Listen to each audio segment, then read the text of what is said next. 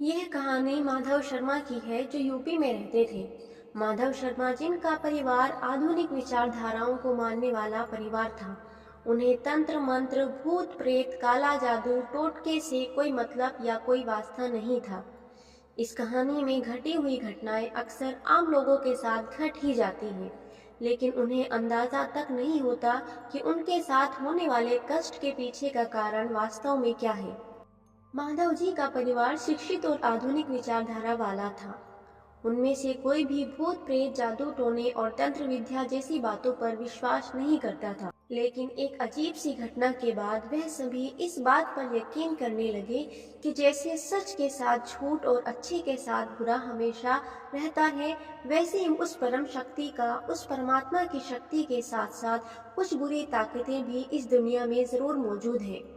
कहते हैं कि अगर माइनस न हो तो प्लस का कोई अस्तित्व नहीं होगा। इसी तरह से शायद बुराइयां न हो तो अच्छाइयों की कोई कीमत न रह जाए। इस घटना ने माधव शर्मा के पिता को मानसिक रूप से बीमार बना दिया। वर्ष 1990 से 1994 के बीच की बात है। उन्होंने एक प्लाट खरीदा था और जल्द ही उस पर अपना घर बनाने का काम शुरू कर दिया था। निर्माण का काम शुरू हुए अभी कुछ ही दिन गुजरे थे कि एक आदमी उस प्लाट पर आता है। देखने में वो थोड़ा सा विचित्र लगता है, तो माधव जी की माँ जो वहाँ पर बैठी हुई थी, उन्होंने पूछा कि आखिरकार क्या काम है और आप कौन हैं। तब उस आदमी ने थोड़ा सा अजीब आवाज में झुंझलाते हुए कहा कि तुम लोगों ने मेरे साथ सही नहीं किया है। यह फ्लैट मुझे चाहिए था, अपने बड़े बेटे के लिए। तभी माधव जी की माँ ने कहा कि अगर आपको चाहिए था तो आपको इसे खरीद लेना चाहिए था। आपने इसे खरीदा क्यों नहीं? उस आदमी ने कोई जवाब नहीं दिया, बस इतना कहा कि मेरे खरीदने से पहले ही तुम लोगों ने खरीद लिया और ये तुम लोगों की सबसे बड़ी गलती है। तो माधव जी की माँ ने कहा कि अगर आपको चाहिए और आपको इतनी ही आवश्यकता है तो आप इसे हमसे खरीद लीजिए, हम दूसरा ले लेंगे।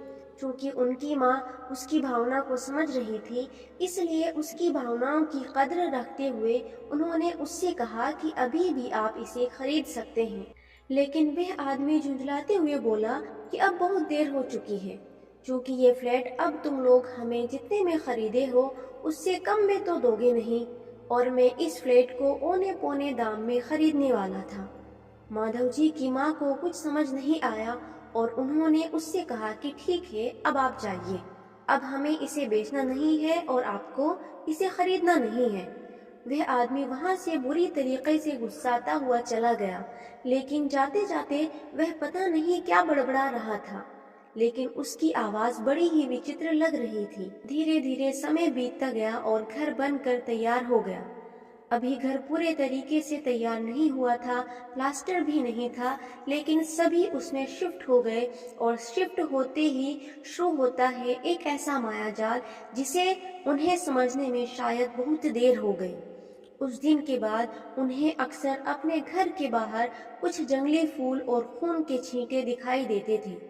जैसा कि मैंने आप लोगों को बताया कि माधव जी का परिवार काले जादू या ऐसी किसी बात पर विश्वास नहीं करता था, इसलिए हर बार वह इन चीजों को नजरअंदाज कर दिया करते थे। यह 1993 की बात है।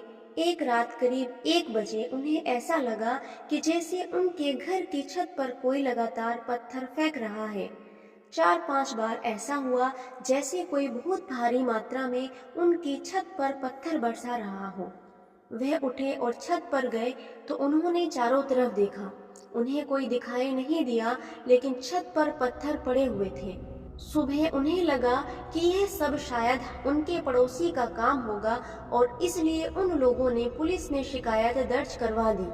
लेकिन पड़ोसी के खिलाफ कोई सबूत नहीं होने के कारण और कोई भी गवाही नहीं होने के कारण वह जल्द ही हवालात से बाहर आ गया और आने पर शायद वह उन लोगों से ज्यादा ही चिढ़ गया था।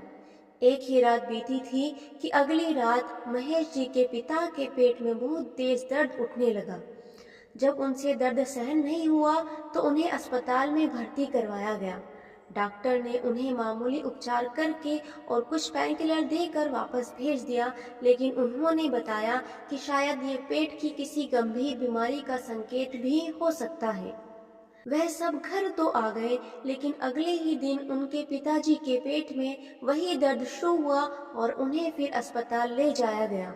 इससे पहले उन्हें कभी ऐसी परेशानी नहीं हुई थी, इसलिए उन्होंने सोचा कि किसी और डॉक्टर को दिखाया जाए। इससे पहले उन्हें कभी ऐसी परेशानी नहीं हुई थी, इसलिए उन्होंने सोचा कि किसी और डॉक्टर को दिखाया जाए और उन्हें एक बड़े अस्पताल में भर्ती करवाया गया।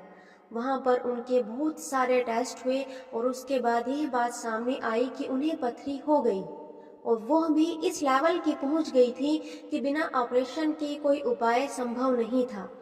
आनन फानन में उनका ऑपरेशन करवाया गया, लेकिन अस्पताल से घर आने के बाद भी उनकी सेहत बहुत खराब रही। वह कुछ भी खा पी नहीं रहे थे, जिसकी वजह से वह दिनों दिन कमजोर पड़ते जा रहे थे। अब तो हालत ये हो चुकी थी कि पिताजी को रोज रात बहुत बुरे सपने आते थे। उन्हें हर बार ऐसा लगता कि कोई उन्हें मारने की कोशिश कर रहा है, कोई उनका गला दबा रहा है। वह उठकर बैठ जाते और चीखने चिल्लाने लगते। 2-4 दिन ही बीते थे कि उनकी हालत और भी बुरी हो गई। अब वह रात में चिल्लाते हुए उठते और दीवारों पर सर लड़ाने लगते। उन्हें पकड़ पकड़ कर लिटाया जाता।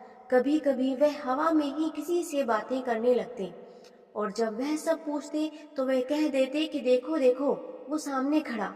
लेकिन हमें और जब उनसे पूछते तो वह कह देते कि देखो देखो वो सामने खड़ा, लेकिन उन्हें कुछ नजर नहीं आता था। अभी ये सब उनके साथ हो ही रहा था कि एक रात करीब 2 बजे उनकी माँ ने घर के बाहर किसी के रोने की आवाजें सुनी। वह बाहर गई तो कोने में उन्हें कोई रोता हुआ दिखाई दिया। इस बार शायद उन्हें भी डर लगा था।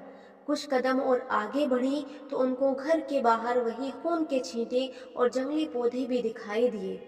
उन्होंने हिम्मत बांधी और उस रोने वाले इंसान की तरफ बढ़ने लगी, लेकिन जैसे ही वह वहां पर पहुंची तो उनको चौंकने का ठिकाना नहीं रहा। लेकिन जैसे ही वह वहां पर पहुंची तो वह एकदम चौंक पड़ी, क्योंकि वहां पहुंचते ही उनकी नजर से जैसे वह इंसान ओझल हो गया। वहां पर कोई नहीं था, बस उन्हें आवाजें ही सुनाई दे रही थी। वह भागती हुई घर के अंदर आई और अब यह सिलसिला लगभग हर रात चलने लगा। अब उनकी माँ ने अपनी सहेली को इस बारे में बताया तो वह उनकी माँ को एक तांत्रिक के पास ले गई। तांत्रिक ने अपनी तंत्र साधना से यह बताया कि कोई है जो तुम्हारे घर को अपनी काली विद्या से बांधे हुए है। तांत्रिक ने तंत्र विद्या के द्वारा पिताजी को सम्मोहित किया। तांत्रिक ने तंत्र विद्या के द्वारा महेश जी के पिता को सम्मोहित किया और उनके साथ जब उस देर पूजा की, तांत्रिक ने तंत्र विद्या के द्वारा उनके पिता को सम्मोहित किया और उनके साथ जब उस रात पूजा की तो उन्होंने बताया कि इनके साथ कोई बहुत बुरा कर रहा है, जिसकी वजह से जल्दी ही इनकी मौत भी हो सकती है। उन्होंने ये भी बताया कि पूरा का पूरा घर प्रेत आत्माओं से घिरा हुआ है और वह किसी भी तांत्रिक ने तंत्र विद्या के द्वारा उनके पिता को सम्मोहित किया और उनके साथ जब उस रात पूजा की तो उन्होंने बताया कि उनके साथ कोई बहुत बुरा कर रहा है, जिसकी वजह से जल्दी ही उनकी मौत भी हो सकती है।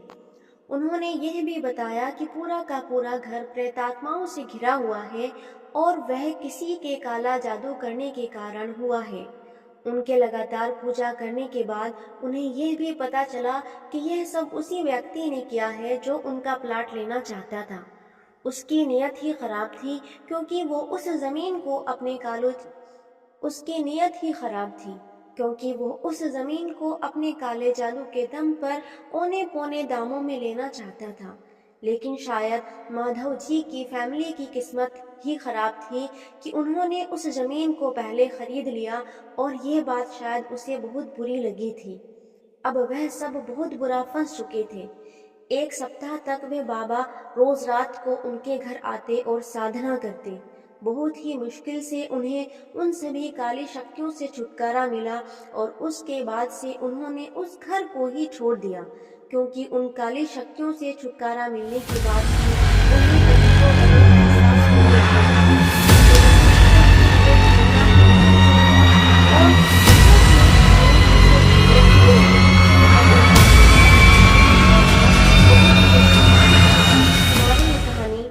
आपको कैसी लगी और ऐसी कहानियों के लिए लगातार कमेंट करते रहिए। हमारी कहानी आपको कैसी लगी कमेंट में हमें ज़रूर बताएं।